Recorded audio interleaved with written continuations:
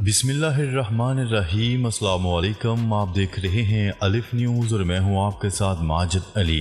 شامل کرتے ہیں پاکستان اور دنیا بھر سے breaking news headlines. Gaza جنگ میں کمی اور لبنان کے خلاف جنگ شروع کر رہے ہیں اسرائیلی وزیراعظم نیتن یاہو کی دھمکی۔ اسرائیل کا کہنا ہے کہ غزہ میں حماس کے خلاف جاری جنگ میں کمی کی جا رہی ہے۔ غیر ملکی میڈیا کی رپورٹس کے مطابق اسرائیل کے وزیراعظم نیتن یاہو نے بیان میں کہا ہے کہ اسرائیل غزہ میں حماس کے خلاف جاری جنگ میں کمی کر رہا ہے تاکہ لبنان میں کارروائی کی جا سکے۔ اسرائیلی وزیراعظم کا کہنا تھا کہ غزہ سے اسرائیلی فوجیوں کی تعداد کم کر کے انہیں لبنان کے سرحدی علاقے میں بھیجا جائے گا۔ اسرائیلی فورسز لبنان میں حزب اللہ کے خلاف کارروائی کرے گی۔ نیتن یاہو نے مزید کہا کہ رفح میں اسرائیلی فوج کا زمینی آپریشن مکمل ہونے والا ہے، تاہم اس کا یہ مطلب نہیں کہ حماس کے خلاف جنگ ختم ہو جائے گی۔ غزہ میں اسرائیلی فورسز کی تعداد کم کر کے فوجیوں کو حزب اللہ سے جنگ کے لیے بھیجا جائے گا۔ امریکی اعلیٰ عہدیدار نے گزشتہ ہفتے میں لبنان اور اسرائیل کے درمیان کشیدگی کم کرنے کے لیے دونوں ممالک کا دورہ کیا تھا، تاہم اس دورے کی خاطر خواہ نتائج برآمد نہیں ہو سکے۔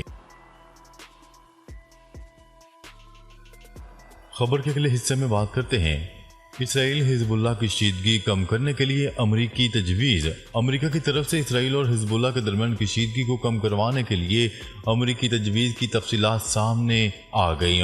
امریکی پیشکش میں سفارتی حل بھی پیش کیا گیا۔ اس میں لبنان اسرائیلی سرحد پر بفر زون کے قیام کی بات بھی کی گئی، تاہم اخبار کی رپورٹ میں کہا گیا ہے کہ دونوں فریقین اس حل کو قبول نہیں کریں گے۔ امریکی کوشش دونوں فریقین کے درمیان بڑھتے ہوئے بحران کو کئی حوالوں سے روکنے میں ناکام رہے گی۔ نیوز رپورٹ کے مطابق معاملات دونوں فریقین کے درمیان ایک جامع جنگ کی طرف بڑھ رہے ہیں۔ خاص طور پر ایسا اس لیے بھی ہو رہا ہے کیونکہ حزب اللہ شمالی اسرائیل پر اپنے روزانہ کے حملوں کو غزہ کی پٹی میں جاری فوجی کارروائیوں سے جوڑتی ہے۔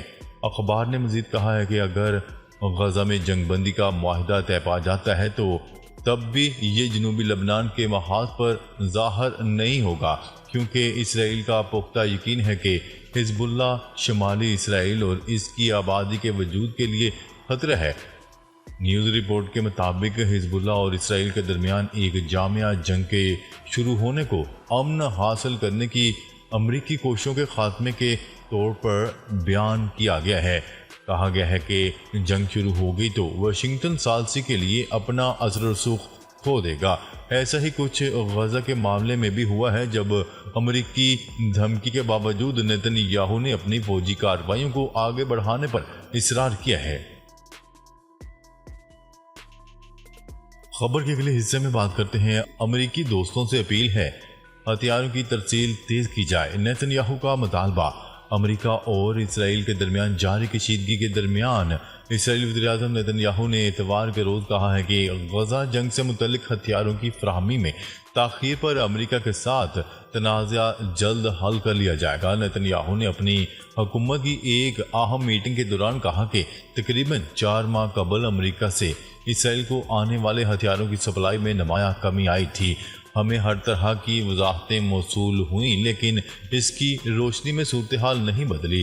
میں نے گزشتہ روز جو کچھ سنا، اس سے مجھے امید ہے کہ یہ مسئلہ مستقبل قریب میں حل ہو جائے گا۔ اپنی تقریب کے دوران نیتن یاہو نے امریکی انتظامیہ نے ہتھیاروں کی کھیپ تیزی سے بھیجنے کی اپیل کی اور مزید کہا کہ ہم اپنے امریکی دوستوں سے ہتھیاروں کی ترسیل میں تیزی لانے کا مطالبہ کرتے ہیں۔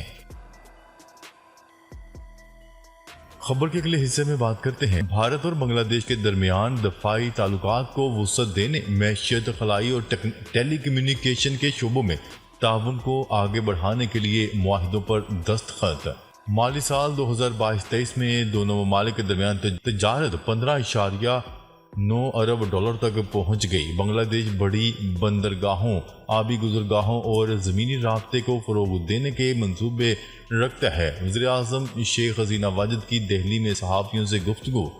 نیوز رپورٹ کے مطابق جنوبی ایشیائی ملک بھارت اور بنگلہ دیش نے چین کا مقابلہ کرنے کے لیے اپنے دفاعی تعلقات کو مزید وسعت دیتے ہوئے سمندری سلامتی، معیشت، خلائی اور ٹیلی کمیونیکیشن کے شعبوں میں تعاون کو بڑھانے کے لیے ہفتے کو معاہدوں پر دستخط کیے ہیں۔ امریکی نشریاتی ادارے کی رپورٹ کے مطابق نئی دہلی خود کو چین کا مد مقابل اور علاقائی طاقت کے طور پر پیش کر رہا ہے۔ دونوں ممالک کے درمیان ان معاہدوں پر دستخط وزیراعظم بنگلہ دیش شیخ حسینہ واجد کے دورے کے دوران کیے گئے، جو کہ بھارتی وزیراعظم نریندر مودی کے مسلسل تیسری بار وزیراعظم بننے کے بعد نئی دہلی کا دورہ کرنے والی پہلی غیر ملکی رہنما ہیں۔ بھارتی وزیراعظم نریندر مودی نے بھارت کے ہمسایہ ملک کے علاقائی تعاون کو وسعت دینے اور سہولت فراہم کرنے کے لیے انڈو پیسیفک سمندری منصوبے میں بنگلہ دیش کے شامل ہونے کے فیصلے کا خیر مقدم کیا۔ خبر کے اگلے حصے میں بات کرتے ہیں غزہ جنگ کی امریکی حمایت کے خلاف احتجاج امریکی فوج تک پہنچ گیا۔ امریکی ایئر فورس کے 2 پائلٹوں نے احتجاج کرتے ہوئے فوج میں اپنی خدمات سے معذرت کر لی۔ ان فوجیوں کا کہنا ہے کہ غزہ میں جنگی جرائم اور مسخ شدہ بچوں کی ہزاروں ویڈیوز جو ہمارے فونز تک پہنچ رہی ہیں فوج کے اندر اور باہر امریکی عوام کے ضمیر کو جھنجھوڑ رہی ہیں۔ ان امریکی فوجیوں نے موقف اختیار کیا کہ ایسی انتظامیہ کے لیے خدمات جاری نہیں رکھ سکتے جو امریکی اور بین الاقوامی قوانین کی خلاف ورزی کر رہی ہیں۔ جنگ مخالف ایک امریکی انتظامیہ کے مطابق امریکی فوج کے دیگر 40 اہلکار بھی غزہ جنگ کے خلاف مستعفی ہونے پر غور کر رہے ہیں۔ خیال رہے کہ غزہ جنگ میں اسرائیل کی حمایت پر جو بائیڈن انتظامیہ کے کئی عہدیدار بھی مستعفی ہو چکے ہیں۔ خبر کے اگلے حصے میں بات کرتے ہیں نامعلوم مسلح افراد کا اسرائیل اور یہودی عبادت گاہوں پر حملہ، 16 افراد ہلاک، 13 زخمی۔ روس کے علاقے داغستان میں نامعلوم مسلح افراد نے عیسائی اور یہودی عبادت گاہوں پر حملہ کر دیا۔ غیر ملکی میڈیا کی رپورٹس کے مطابق نامعلوم مسلح افراد نے ان 2 گرجا گھروں اور یہودی عبادت گاہ کی عمارتوں کو آگ لگا دی۔ پولیس چیک پوسٹ پر بھی فائرنگ کے واقعے میں 15 افراد ہلاک اور 13 زخمی ہو گئے۔ غیر ملکی میڈیا کی رپورٹ کے مطابق ہلاک ہونے والوں میں گرجا گھر کے پادری اور 15 پولیس اہلکاروں سمیت متعدد عام افراد بھی شامل ہیں، جن کی تعداد ابھی تک واضح نہیں، جبکہ حملوں میں 12 پولیس اہلکار زخمی بھی ہوئے۔ روسی میڈیا کا کہنا ہے کہ پولیس کی جوابی کارروائی میں 6 حملہ آور بھی مارے گئے۔ روس کی تحقیقاتی کمیٹی کے مطابق دہشت گردی کی کارروائیوں پر مجرمانہ تحقیقات شروع کر دی گئی ہیں۔ خبر کے اگلے حصے میں بات کرتے ہیں بحرین اور ایران تعلقات کی بحالی کے لیے مذاکرات شروع کرنے پر رضامند۔ بحرین کی سرکاری خبرسا ایجنسی نے اتوار کے روز اطلاع دی کہ بحرین اور ایران نے دونوں ممالک کے درمیان سیاسی تعلقات کی بحالی کے مقصد سے بات چیت شروع کرنے پر اتفاق کیا ہے۔ خلیجی ریاستوں کے ساتھ علاقائی بحری اتحاد قائم کیا جائے گا۔ ایران بحرین کے وزیر خارجہ اور ایران کے قائم مقام وزیر خارجہ علی باکر کے درمیان تہران میں اتوار کے روز ملاقات ہوئی، جس کے بعد مذاکرات شروع کرنے پر اتفاق کیا گیا۔ خبر کے اگلے حصے میں بات کرتے ہیں سعودی وزیر صحت فہد بن عبد الرحمان نے کہا ہے کہ حج کے دوران اموات مناسب پناہ گاہ نہ ہونے اور آرام کیے بغیر تیز دھوپ میں طویل فاصلے تک پیدل چلنے کی وجہ سے ہوئیں۔ فہد بن عبد الرحمان نے بتایا کہ حج کی ادائیگی کے دوران 1301 حجاج کی اموات ہوئیں۔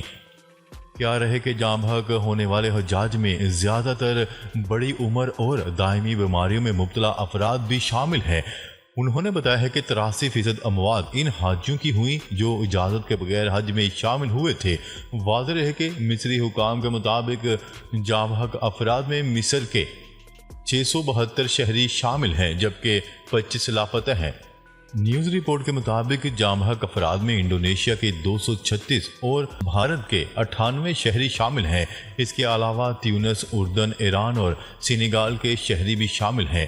ناظرین، اب تک کے لیے اتنا ہی۔ مزید خبریں لے کر بہت جلد آپ کی خدمت میں حاضر ہوں گے۔ تب تک کے لیے اپنا خیال رکھیے گا۔ اللہ نگہبان۔